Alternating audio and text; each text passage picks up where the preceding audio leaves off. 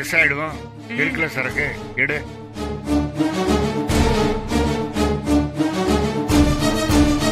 எடு சீக்கிரம் கொடு. கண்ணில் போட்டுக்க. அடு, எனக்கு கொஞ்சம் போடு.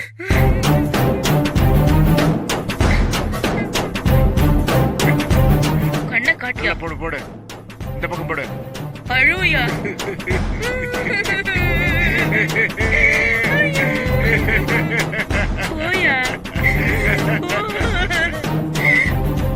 டாக்டர், அந்த அட்ரஸ்ல இருந்து இப்பதான் போன் பண்ணாங்க. அவங்க கொடுத்திருந்த அட்ரஸ் பொய்யான அட்ரஸ்னு சொல்றாங்க.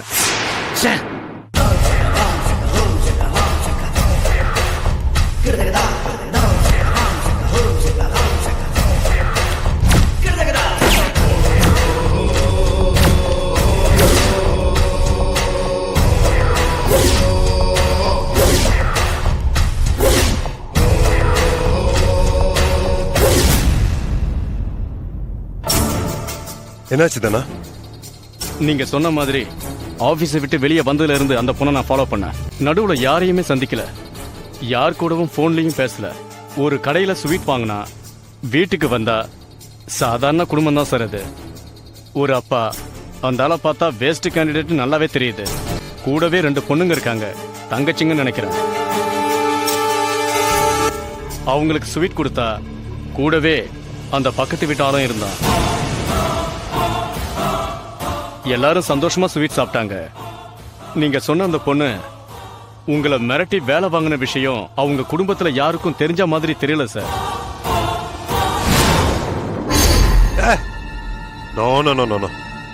அவ சாதாரணமான பொண்ணே கிடையாது. அவ பின்னாடி வேற யாரோ இருக்காங்கய்யா. அது யாருன்னு கண்டுபிடிக்கணும். ஏன்னா அவ மிரட்டல்ல ஒரு பெர்ஃபெக்ஷன் இருந்தது, ஒரு பவர் இருந்தது. அவ துப்பாக்கி எடுத்தப்போ அதுல ஒரு நேர்த்தி இருந்ததுயா. அவ ஒரு சாதாரண ஃபேமிலி பொண்ணுன்னு நீ சொல்றத என்னால ஏத்துக்க முடியலையா. இப்ப களி முத்தி போச்சு. எந்த இடத்துல இருந்து எப்படிப்பட்ட பிரச்சனை வரும்னு யூகிக்கவே முடியல. அவளை எப்படி ஹேண்டில் பண்ணணும்னு தெரியலையா. என்ன சார் இதுக்கு போய் இவ்வளவு சீரியஸா யோசனை பண்றீங்க? நீங்க ஊன்னு ஒரு வார்த்தை சொல்லுங்க, நம்ம பசங்க 4 பேரை அனுப்பி அவ கழுத்துல கோடு போட்டு கையில இருக்கிற மொபைல புடிங்கிடுவோம். ஒரிஜினல் எப்படி கிடைக்கும்? அவ செத்துட்டான்னா ஒரிஜினலை வச்சிருக்கிறவன் நேரா நம்மள தேடி வருவான்.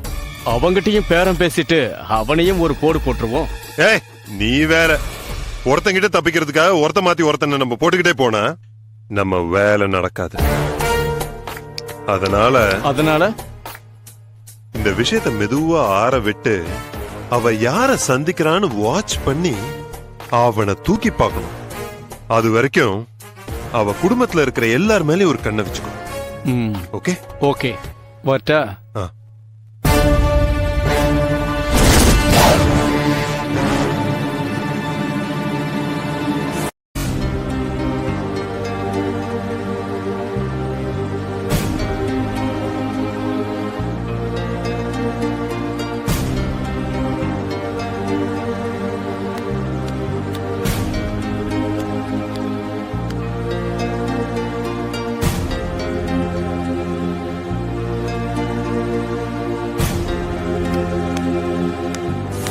பாத்தியா, ஆஸ்பத்திரியில உயிரை காப்பாத்துற வேலைக்கு வந்தா நமக்கு வந்திருக்கிற பிரச்சனையே.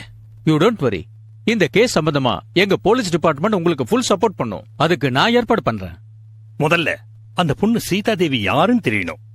அதோட அவ பேரு சீதாதேவி தானாங்கிறதும் தெரியணும். 1 செகண்ட்.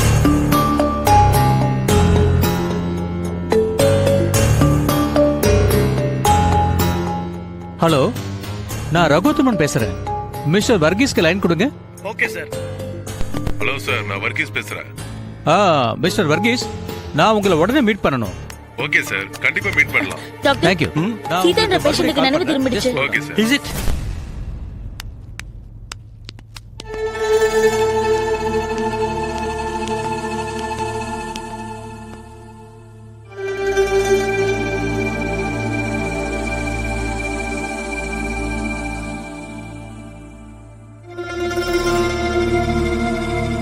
சொல்லுமா, உன் பேர் என்னம்மா?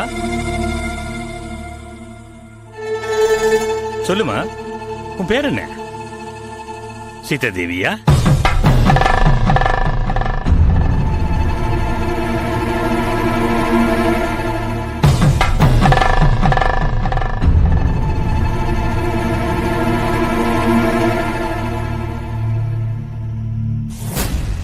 அடடே, மறுபடியும் கோமாக்கு போயிட்டாளே.